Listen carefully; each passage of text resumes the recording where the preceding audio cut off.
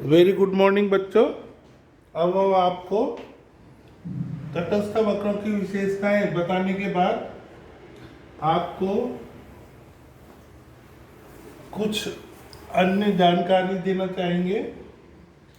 जैसे कि हमने अभी बताया आपको पहले कि तटस्थ वक्र किस प्रकार से जो बनाया जाता है, ओ एक्स अक्ष और इधर ओ वाई, यहाँ पर एक्स वस्तु और यहाँ पर वाई वस्तु। अब हम देखेंगे कि यहाँ पर हमारा जो है इस तटस्थ वक्र के माध्यम से इस ए बिंदु पर संतुलन है, अर्थात इस ए बिंदु पर संतुलन है। अब मान लो कि वस्तु की कीमत गिर गई। कीमत गिरने के बाद किसकी? एक्स वस्तु की। एक्स वस्तु की कीमत गिरने के बाद हमारा संतुलन इस बी बिंदु पर आ जाएगा। क्यों आएगा? कि इसकी कीमत कम होने पर उपभोक्ता वाई वस्तु की मात्रा कम कर देगा और एक्स वस्तु की ज्यादा कर देगा। इस प्रकार हम ये देखेंगे कि जो पहले उपभोक्ता इस बिंदु पर संतुलन था, उसका कीमत गिरने के बाद बी बिंदु पर चले गया और OX1 उसकी जो है मात्रा हो गई और कीमत इसकी बी या Y1 पर निर्धारित होगी। तो यहाँ से ए से लेकर के बी पर उपभोक्ता का आना, ये कहलाता है प्रतिस्थापन प्रभाव। अर्थात उपभोक्ता ने वस्तु को प्रतिस्थापित कर दिया। किस रूप में प्रतिस्थापित कर दिया? कि यानी कि पहले वो चाय का प्रयोग करता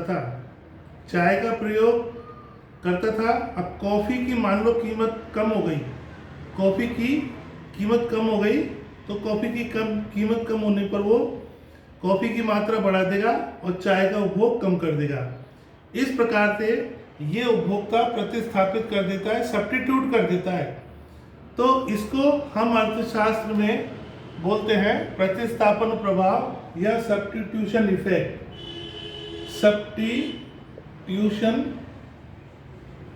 सब्स्टिट्यूशन इफेक्ट, प्रतिस्थापन प्रभाव। अर्थात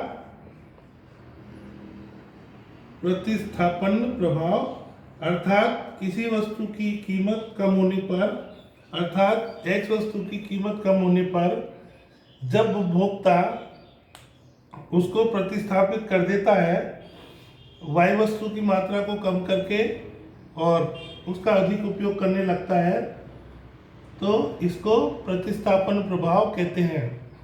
इस प्रकार से जब हम इस प्रकार से ए बिंदु से लेकर के इस बी बिंदु को मिला देते हैं, तो इसको इंडिफरेंस कर्व के माध्यम से कीमत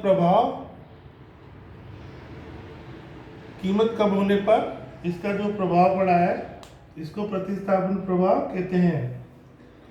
इस प्रकार से हम देखते हैं कि हिग्स के द्वारा बताए गए सिद्धांत में ये बताया गया है कि उपभोक्ता किस प्रकार से वस्तु का प्रतिस्थापन करता है, और ये सब विश्लेषण किया गया है, ये एनालिसिस किया गया है केवल तटस्थ वक्रों के माध्यम से। जैसा कि हमने पिछले व्याख्यान में आपको बताया है कि तटस्थ वक्रों की विशेषताएं क्या होती हैं, एक बार फिर हम वापस उसको रिपीट करते हैं। तटस्थ वक्रों की विशेषताएं, पहला मूल बिंदु के प्रति उन्नत उदर होते हैं। दूसरा, ये ऊपर से नीचे की ओर गिरते हैं। तीसरा, ये एक दूसरे को कभी नहीं काटते। तो तटस्थ वक्रों की जो है उपयुक्त विशेषता बताने के पश्चात हम ये देखेंगे कि इनका क्या प्रयोग होता है और इनका प्रयोग किसमें किया जाता है। तो इनका जो प्रयोग किया जाता है खास तौर से ये जानने के लिए किया जाता है कि प्रतिस्थापन प्रभाव किस प्रकार से होता है, सब्स्टिट्यूशन इफेक्ट किस प्रकार से होता है, इनकम इफेक्ट आय प्रभाव क्या पड़ता है और कीमत के ऊपर क्या प्रभाव पड़ता है। इस प्रकार से हम ये देखेंगे कि तीनों प्रभाव किस प्रकार से जो है पड़ते हैं यदि किसी वस्तु की कीमत कम हो जाती है। तो हिग्स ने ये दर्शाने की कोशिश की या हिग्स ने ये बताने की कोशिश की तटस्थ वक्रों के माध्यम से क्रमवाचक सिद्धांत के अंतर्गत कि किस प्रकार से ये सब्स्टिट्यूशन इफेक्ट, प्राइस इफेक्ट और इनकम इफेक्ट यानी कि प्रतिस्थापन प्रभाव, आय प्रभाव और कीमत प्रभाव किस प्रकार से होता है इसके बारे में जानकारी दी।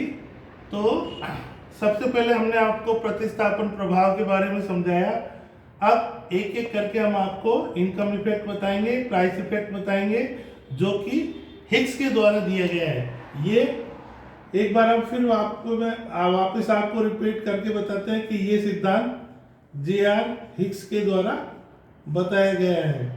अब इसमें कीमत प्रभाव, आय प्रभाव और प्रतिस्थापन प्रभाव जे.आर. हिग्स का भी है और ये का ये स्लूट्स्की के नियम में भी है। स्लूट्स्की ये अर्थशास्त्री है, इन्होंने भी सब्स्टिट्यूशन इफेक्ट और इनकम इफेक्ट और प्राइस इफेक्ट के बारे में बताया है। तो इनके द्वारा बताया गया ये अलग प्रकार का होता है और इनके बताया गया अलग प्रकार का होता है। सबसे पहले हम हिग्स के द्वारा किस प्रकार से बताया गया है उसके बारे में जानकारी देंगे, उसके बाद स्लूट्स्की के बारे में जानकारी देंगे और दोनों में क्या अंतर है इसके बारे में भी हम आपको बताएंगे, जो कि परीक्षा में अक्सर ये पूछा जाता है कि दोनों के प्रभाव में क्या अंतर है। इसके बारे में हम आपको विस्तृत से जानकारी देंगे। That's all.